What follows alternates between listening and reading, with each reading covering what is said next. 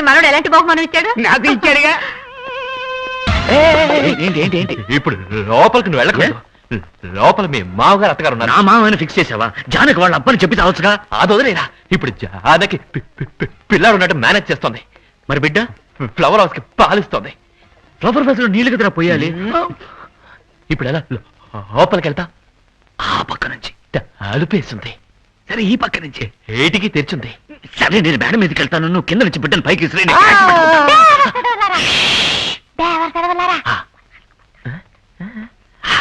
బూతులు తిట్టనయ్యా. పిల్లోడిని ఎగరేసి పట్టుకోవడానికి ఇది ఏమైనా క్రికెట్ బాల్ అనుకున్నారా? నే పోతున్నా.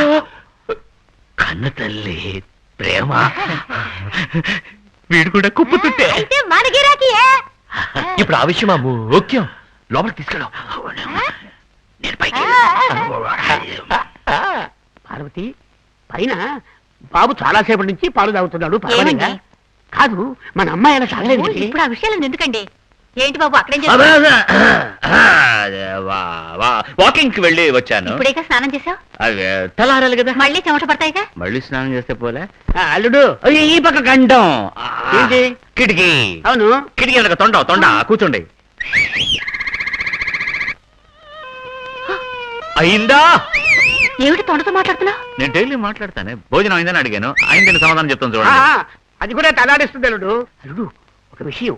ఇప్పుడు బాబు పాలు తాగడం పూర్తి కాదని మేము వెళ్ళి తీసుకొచ్చేస్తాం. ఎందుకు తల్లి బిడ్డను వేరు చేస్తారు? మొగుడు పెళ్ళాలి కాసేపు ఏకాంతంగా ఉండాలని.